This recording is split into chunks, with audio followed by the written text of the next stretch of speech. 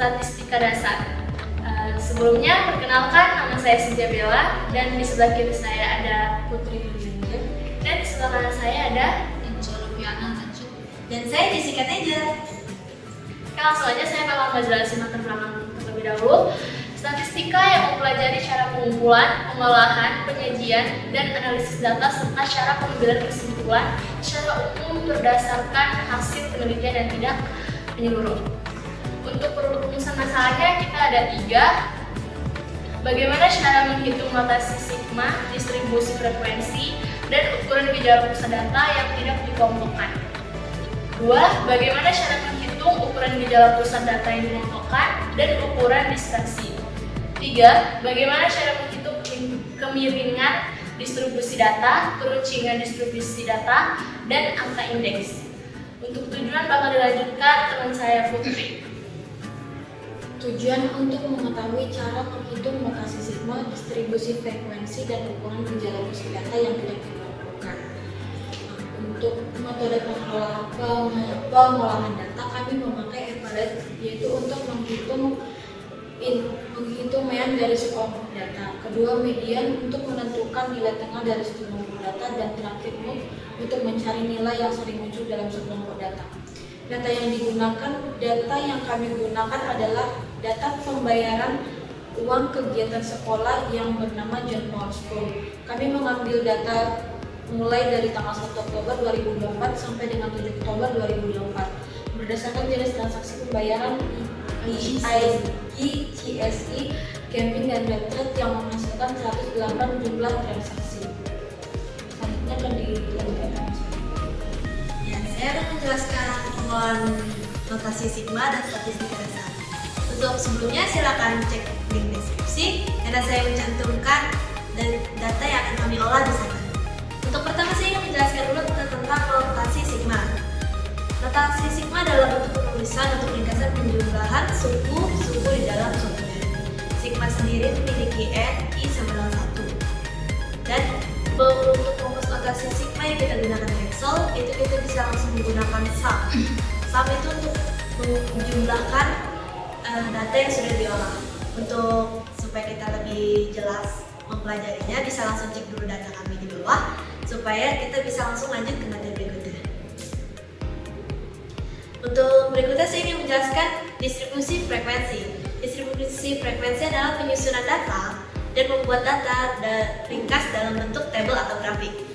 Dan di dalam data ini saya merincikan 3. Itu ada IGCSE, camping, dan retreat. Dan di situ kami menggunakan metode statistika descript yang ada di menu data, dan itu ada pluginnya juga. Kalau misalnya untuk Excel 2019 sampai 2021 itu biasanya kita mesti menambahkan plugin dulu, dan itu bisa ada di tutorial, bisa dicek juga dulu. Nah, ini kami menggunakan ketiga data tersebut dengan dimana data atasnya itu adalah harga yang ada di dalam data tersebut. Kayak misalnya IGCSE memiliki harga 1.250.000 itu untuk IGCSE, dan untuk camping itu memiliki harga 800.000, dan untuk retreat itu memiliki harga 900.000. Dan dengan demikian kita bisa menentukan frekuensi, berapa kali jumlahnya muncul, dan kalkulatifnya. Dan setelah semua data ini didapatkan, kita bisa menemukan histogram. Berikutnya saya ingin menjelaskan tentang pengelolaan data ukuran gejala pusat yang tidak dikelompokkan. Ukuran gejala pusat yang belum dikelompokkan adalah data yang tidak disusun dalam distribusi frekuensi sehingga tidak mempunyai interval, kelas titik tengah, mencakup penyajian nilai rata-rata, median, modus, kuartil, dan desil dan presentil. Ukuran gejala pusat data yang tidak dikelompokkan itu mean itu titik tengah ya, rata-rata. Nah, itu berdasarkan data yang kami punya yang ada di deskripsi, bisa dicek.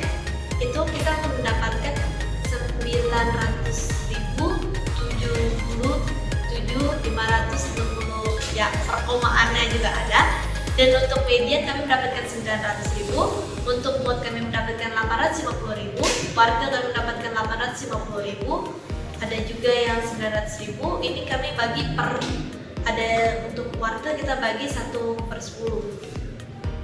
2/10, dan ada rumus lengkapnya di Excel kami, dan kami akan menjelaskan lagi untuk berikutnya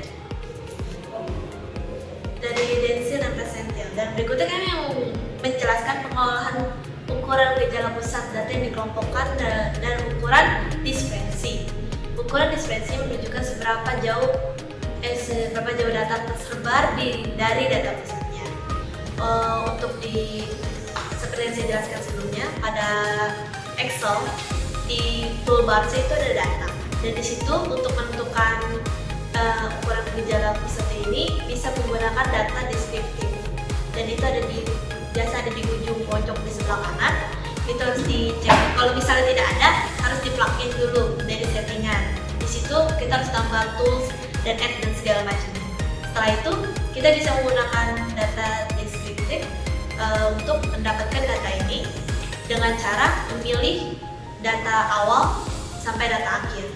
Saya memilih 108 data ini dan mendapatkan hasil demikian. Dan saya mendapatkan sedikit penjelasan di kolom berikutnya, itu untuk pengertian MEAN, jumlah keseluruhan data dibagi jumlah data, itu sebenarnya rata-rata atau standar errornya. Terus ada median, mode, standard deviation, sample variance, quartus, squareness, range, minimum, maksimum, sum, count, dan ya sampai count aja. Sampai count. Dan berikutnya saya ingin menjelaskan tentang data keruncingan. Ini agak sedikit pusing ya untuk data keruncingan sendiri. Kemiringan dan keruncingan. Kemiringan merupakan derajat atau ukuran dari ketidaksimetrisan atau asimetris, sedangkan keruncingan merupakan derajat atau ukuran tinggi rendahnya puncak suatu distribusi data. Dan kalau untuk bahasa mereka sendiri, kurtosis itu untuk keruncingan dan squareness itu untuk kemiringan. Apa terbalik ya? Dan berikutnya grafik yang ada grafik kemiringan dan keruncingan. Dan untuk yang kemiringan itu ada squareness, dan untuk yang keruncingan itu ada quartis. Next, saya akan menjelaskan tentang data indeks, suatu angka yang dibuat sedemikian rupa sehingga dapat digunakan untuk melakukan proses perbandingan kegiatan sama produksi ekspor. Nah, jadi dia ini mengambil data dari hari pertama, membandingkannya dengan hari kedua, lalu dari hari kedua membandingkannya ke hari ketiga, dari hari ketiga membandingkannya ke hari keempat. Dan karena di hari keempat saya libur, jadi saya mengambil data dari hari ketiga membandingkan ke hari kelima dibandingkan ke hari keenam, dan hari keenam dibandingkan ke hari ketujuh. Dan itu untuk menemukan indeksnya. Dan rumus lengkapnya saya sudah taruh di Excel, bisa kita bahas bersama-sama berikutnya. Next. Dan grafik penjualan, saya menaruh rekapan data penjualan sampai tujuan penjualan dimulai pada tanggal 1 Oktober sampai tanggal 7 Oktober. Berikut adalah gambaran grafik data yang kami dapatkan. Kami membuat 3, itu ada grafik batang, ada grafik laporan perharian juga, ada yang grafik garis itu kayak naik turunnya gitu. Kalau untuk batang sendiri itu total penjualannya. Dan ada juga laporan harian, yang dimana ada dari per hari pertama sampai hari terakhir, itu untuk membantu kami dalam pembuatan laporan keseluruhannya. Berikutnya saya ingin menjelaskan tentang berikutnya kita langsung serahkan saja ke teman saya untuk kesimpulan. Oke, baik, saya akan menyampaikan kesimpulan dari materi yang sudah teman-teman saya jelaskan tadi. Langsung saja. Kesimpulan yang kami dapatkan adalah statistika sangat berguna dalam kehidupan sehari-hari, terutama untuk mengelola data yang teramat banyak. Oke, di sini kami ada saran dari kami. Yang pertama, penjelasan kurang rinci. Yang kedua, materi yang kami sampaikan kurang lengkap. Yang ketiga, hanya berfokus pada penggunaan Excel saja. Oke, di sini saya juga akan menyampaikan salam penutup bagi dosen kami yang membawa materi statistika. Sebagai penutup kami ucapan pada Bapak Dante yang sudah membimbing kami selama proses pelajaran dari semester 1 sudah sampai di pertemuan Pertemuan 1 sampai pertemuan teman akhir. Itu aja. Terima kasih Bapak. Mohon maaf kalau kami sering membuat kesalahan. Kami semua mengucapkan Terima kasih. Mohon maaf jika ada kesalahan. Bye bye.